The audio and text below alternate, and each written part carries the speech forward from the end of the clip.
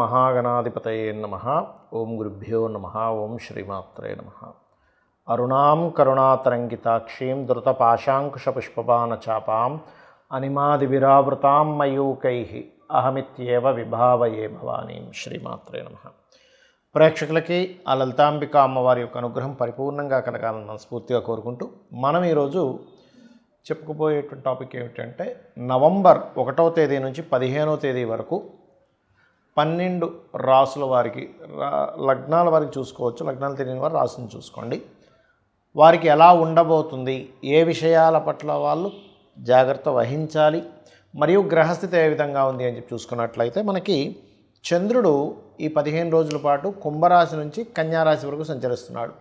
ఇక కుంభంలో రాహువు, మీనంలో శని, కర్కాటక రాశిలో గురువు ఉన్నాడు. కాకపోతే గురువుతోని మనకి గురువు 12వ తేదీ వరకు ఉంటూ 12వ తేదీ మళ్ళీ వక్రగతి చెందుతాడు, అంటే అక్కడే ఉంటాడు కానీ వక్రిస్తాడు. అలాగే సింహరాశిలో కేతువు, మనకి శుక్రుడు కన్యారాశిలో నీచపడి ఉన్నప్పటికీ 2వ తేదీ నుంచి ఆయన తులారాశిలోకి ఓన్ హౌస్లోకి వెళ్ళిపోయి తులారాశిలో ఉన్నటువంటి రవికి నీచభంగ రాజ్యోగాన్ని ఇస్తున్నాడు. అదేవిధంగా 2 విరుద్ధ ఎనర్జీస్ ఉన్నటువంటి గ్రహాలైన కుజబుధులు కలిసి ఉన్నారు. ఈ యొక్క గ్రహస్థితిని అనుసరించి 12 రాసుల వారికి లేదా లగ్నాల వారికి ముందు లగ్నం ప్రధానంగా తీసుకొని దాని తర్వాత రాశి తీసుకోవచ్చు, తప్పేం లేదు. ఏ విధంగా ఉండబోతుంది, ఏ విషయాలు జాగ్రత్తగా ఉండాలనేటువంటి అంశాలు చెప్తుందో నేనైనప్పటికీ కూడా చెప్పేసింది సాక్షాత్ లలిత అమ్మవారిగా భావిస్తూ ఒక్కొక్కటిగా మనం తెలుసుకుందాం. కర్కాటకం వారి కనుక చూసుకున్నట్లయితే ప్రధానంగా మీరు నీటి ప్రదేశాలకు వెళ్ళేటప్పుడు, ముఖ్యంగా 1వ తేదీ కాస్త జాగ్రత్తగా ఉండండి. నీటి ప్రదేశాలకు వెళ్ళేటప్పుడు 2-3 తేదీలు లాంగ్ జర్నీ చేసేటప్పుడు ఏదైనా వస్తువులు మర్చిపోవడము, పోగొట్టుకోవడం జరుగుతుంటుంది. ఈ విషయాల్లో కాస్త జాగ్రత్తగా ఉండండి.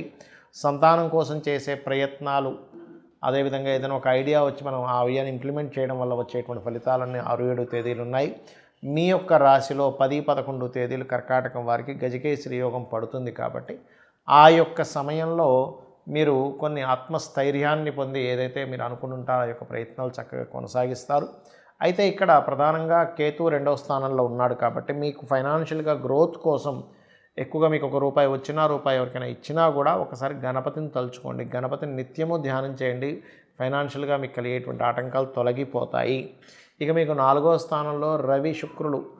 రవికి ముఖ్యంగా నీచభంగ రాజ్యోగం ఇవ్వడం వల్ల government contracts, government medical related మూలంగా వచ్చేటువంటి ధనము, కన్స్ట్రక్షన్ రిలేటెడ్ రంగాల్లో వచ్చేటువంటి ధనము, మీ యొక్క తల్లిగారికి ఏదైనా గవర్నమెంట్ రంగాల్లో చేస్తూ తనకి రావాల్సింది ఏవైనా సరే కొన్ని కంఫర్ట్స్ రావడం, లేదా మీరు గవర్నమెంట్ జాబ్స్లో ఉన్నట్లయితే మీకు ఏదైనా సరే రావాల్సినటువంటివి ఏవైనా కొన్ని రావడం అనేది జరుగుతుంది. కాకపోతే 5వ స్థానంలో ఎప్పుడైతే మీకు కుజుడు, బుధుడు ఉన్నాడో ఇది కొంచెం సంతానంతో షేర్ మార్కెట్ మూలంగా, అంటే షేర్ మార్కెట్లో అదో తొందరపాటుతో ఏదో ఇన్వెస్ట్ చేయడం వల్ల ఇబ్బంది రావడము, సంతానంతో కొంత ఘర్షణ వాతావరణం, కొంత ఫ్రెండ్స్తోని లేదా ప్రేమించిన వారితో కొంత ఘర్షణ వాతావరణం అనేటువంటిది చూపిస్తుంది.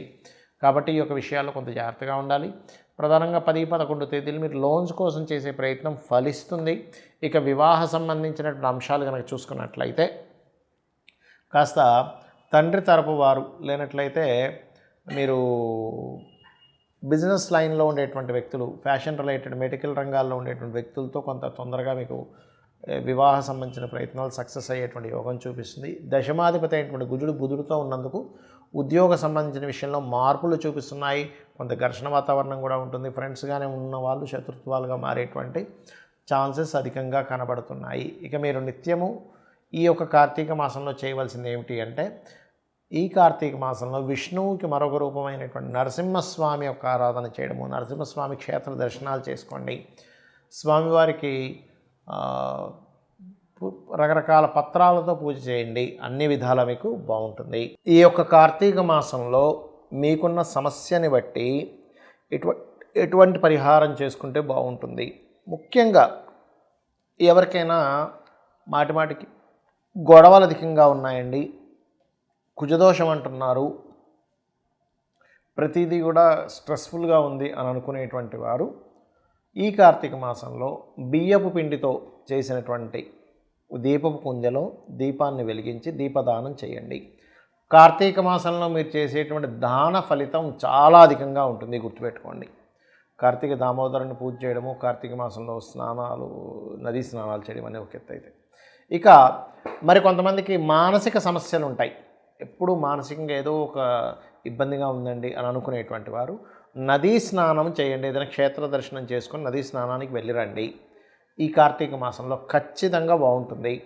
అలాగే మీకు దగ్గరలో గోశాల ఏదైనా ఉన్నట్లయితే గోవులకి బియ్యపు పిండిలో కాస్త బెల్లము కలిపి బియ్యపు పిండిని తినిపించండి. ముల్లంగి లాంటి పదార్థాలు కూడా గోవుకి కనుక కార్తీక మాసంలో తినిపిస్తే 100% మీ యొక్క మానసిక రుగ్మతలు తగ్గడం, మానసిక స్ట్రెస్ తగ్గడం, మెంటల్లీ కోసం డిస్టర్బ్ అయిపోతుంటారు కదా, అటువంటివి తగ్గడం అనేటువంటిది జరుగుతూ ఉంటుంది, గుర్తుపెట్టుకోండి. ఇక మూడవది ఏంటంటే ఇక్కడ మరికొంతమందికి సంతాన సంబంధించిన సమస్యలు ఉంటూ ఉంటాయి. ఈ యొక్క కార్తీక మాసంలో ఎవరైతే ఇప్పుడు ఉండేటువంటి ప్లానటరీ పొజిషన్స్ బట్టి చెప్తున్నాను, లక్ష్మీ గణపతిని మన దామోదరుడి యొక్క పూజ చేస్తారు. కార్తీక దామోదరుని యొక్క పూజ చేయడము ఇవన్నీ చేస్తూనే లక్ష్మీ గణపతి యొక్క ఆరాధన చేయండి ఈ కార్తీక మాసంలో. అదేవిధంగా ఈ కార్తీక మాసం మొత్తము కూడా దిగంబర శ్రీ పాదవల్లభ దిగంబర అనే మంత్ర సాధన చేయడం ద్వారా, గోవులకి అరటికాయలు లాంటివి తినిపించడం ద్వారా కూడా క్లియర్ అవుతుంది. ఇక ఈ కార్తీక మాసంలో పెళ్ళిళ్ళు కూడా అవుతూ ఉంటాయి. కానీ కొంతమందికి వాళ్ళ యొక్క జన్మజాతకంలో ఉండేటువంటి కాంబినేషన్స్ వల్ల వివాహ సంబంధించినటువంటి అంశాలు తొందరగా కుదరవు. అది సప్తమ స్థానం పాడవడం వల్ల, 12వ స్థానం పాడవడం వల్ల, వివాహం తర్వాత ఉండేటువంటి విషయాలు సరిగా కుదరకపోవడం వల్ల జరుగుతూ ఉంటుంది. అయితే ఇక్కడ ఏంటంటే మీరు ప్రధానంగా నవగ్రహాలలో రవికేతు గ్రహాల దగ్గర దీపారాధన చేస్తూ లలితా సహస్రనామాల్లో ఓం కామేశబద్ధ మాంగళ్య సూత్రశోభిత కందరాయ నమః అనే మంత్రం చేయండి. ఖచ్చితంగా మీకు వివాహ సంబంధించిన విషయాలు ముందుకు కుదులుతాయి. అలాగే స్వామివారిని అంటే ఆ విష్ణువుని సూర్యుల్లో ఉన్నట్టుగా భావిస్తూ సూర్యుడికి అర్ఘ్యం వదలండి. ముఖ్యంగా వివాహ సంబంధించినటువంటి విషయాలు ముందుకు కదలడానికి. దాంతోపాటు మీ జన్మజాతకంలో సప్తమ స్థానం ఎలా ఉంది, సప్తమం ఏమైనా వేరే పాపగ్రహాల చేత, పాప ఫలితాలు ఇచ్చేటువంటి గ్రహాల చేత ఇబ్బంది ఉన్నాయా అనేటువంటి చూసుకోండి. అది చూసుకొని దానికి సంబంధించిన దానం ఇచ్చుకున్నా కూడా మీకు ఖచ్చితంగా ఆ యొక్క ప్రభావం అనేటువంటిది తగ్గుతుంది, అందులో ఎటువంటి సందేహం లేదు. ఇక మరి కొంతమందికి ధనపరమైనటువంటి ఇబ్బంది ఎక్కువగా ఉంటూ ఉంటుంది. ఏమండి ఫైనాన్షియల్గా బాగా ఇబ్బంది ఉందండి, ఏం చేయాలో అర్థం కావట్లేదు ఇది అంటూ ఉంటారు. కార్తీక దామోదరుడికి ముఖ్యంగా విష్ణుమూర్తికి తీపి పదార్థం ఏదైనా చేసి స్వామివారికి నైవేద్యం పెట్టండి, విష్ణువుకి నైవేద్యం పెట్టండి, అలాగే సూర్య భగవానుడికి కూడా చూపించండి.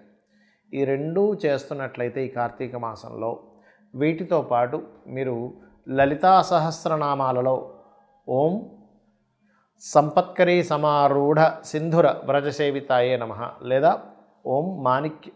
ఓం ధర్మాధ్యక్ష ధనాధ్యక్ష ధనధాన్య వివర్ధినియే నమః అనే నామస్మరణ చెయ్యండి. ఖచ్చితంగా మీకు బాగుంటుంది. ఇక విదేశాల్లో ఉంటూ ఇప్పుడు ఉన్నటువంటి సిచ్యువేషన్ అందరికీ తెలుసు. అక్కడ నుంచి మనకి యుఎస్ నుంచి వెనక్కి రావడం కానీ, యుఎస్ నుంచి ఇంకో దేశానికి వెళ్ళడం కానీ ఇలాంటివి జరుగుతూ ఉన్నాయి. అంటే మరి కొంతమందికి మరి విదేశీ యోగమే ఉంటుంది, విదేశాలకు వెళ్తేనే వాళ్ళ లైఫ్ బాగుంటుందని ఉంటుంది. అప్పుడు ఏం చేయాలి, స్వదేశానికి వస్తే పెద్ద లైఫ్ ఉండదు. వాళ్ళు చదువుకున్న చదువు కానివ్వండి, వాళ్ళు చేసినటువంటి రీసెర్చ్ కానివ్వండి, వాళ్ళు పడ్డ కష్టం కానివ్వండి, విదేశాలకు వెళ్తేనే అది తీరుతుంది. అప్పుడు ఏమిటి, ఇంకో దేశానికైనా వెళ్తే బాగుంటుంది, ఇంకొక రకరకాల దేశాలు ఉంటాయి, యుఎస్ఏ ఉందా, అలాంటి వారు మరొక దేశానికి వెళ్ళి అక్కడ మీరు సక్సెస్ అవ్వాలి అంటే ఈ కార్తీక మాసంలో రుద్రము వినండి, రుద్రాభిషేకం చేయించుకోండి. రెండవది ఆంజనేయ స్వామి యొక్క హనుమాన్ చాలీసా అంటారు, ఉదయము సాయంత్రము సంకల్పం చెప్పుకొని ఆ చేసినంత కాలము 40 రోజులు దీక్షగా తీసుకొని కనుక చేయగలిగితే, ఏమండి కార్తీక మాసం అయిపోద్ది కదా అంటే అయిపోయినా పర్వాలేదు, ప్రారంభించడం ఇక్కడ చేయండి. 40 రోజులు దీక్షలా కనుక రోజు ఉదయం సాయంత్రం చేస్తూ సంకల్పం చేసి కొంచెం కొన్ని నియమాలు పాటించాలి. దీక్షలో ఉన్నప్పుడు ఎలా పాటిస్తామో నేల మీద నిద్రపోవడము, కాస్త నాన్ వెజిటేరియన్ లాంటివి తినకపోవడము, కొన్ని బ్రహ్మచర్యం పాటించడం చేసి మీరు కనుక 40 రోజులు ఖచ్చితంగా చేసినట్లయితే రుద్రము వినడము లేదా రుద్రాభిషేకం చేసుకోవడము, ఇంట్లోనే రుద్రంతో అభిషేకం శివుడికి చేసుకోవడము, అలాగే ఉదయము సాయంత్రం ఆంజనేయ స్వామి యొక్క అష్టోత్తరము అంటే ఆంజనేయ స్వామి హనుమాన్ చాలీసా ప్రధానంగా ఉదయం సాయంత్రం కనుక చేయగలిగితే, మీ జన్మజాతకంలో ఆల్రెడీ యోగం ఉంది కానీ వెళ్ళలేకపోతున్నాను, లేకపోతే ఇంకో దేశానికి వెళ్ళాలి, ఇక్కడ ఉండేటువంటి సిచ్యువేషన్స్ బాగాలేవు అన్నప్పుడు ఇది మీకు ఖచ్చితంగా పనిచేస్తుంది. కానీ ముఖ్యంగా మీరు తెలుసుకోవాల్సింది అసలు మీ జాతకంలో యోగం ఉందో లేదో తెలుసుకోండి.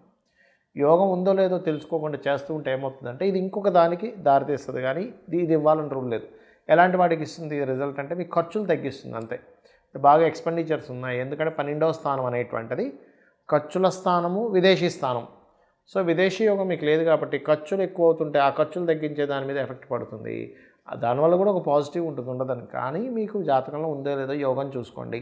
కొద్దిగా ఉందండి, కొన్ని ఆటంకాలు ఉన్నాయి, అప్పుడు పనిచేస్తుంది. అసలు యోగమే లేదు అన్నప్పుడు అది ఇవ్వదు రిజల్ట్. ఇది గుర్తుపెట్టుకోండి. అందుకే చాలామంది రెమెడీస్ చేస్తుంటే ఎందుకు ఫెయిల్యూర్ అవుతుంటాయంటే అక్కడ యోగం ఉండి ఆటంకాలు కలుగుతున్నప్పుడు మనం చేయాలి. కానీ యోగమే లేకుండా మనం చేయడం వల్ల ఇంకొక మంచి ఫలితం ఇస్తుంది, కానీ ఆ ఫలితం ఇవ్వాలని రూల్ లేదు. శ్రీమాత్రే నమః.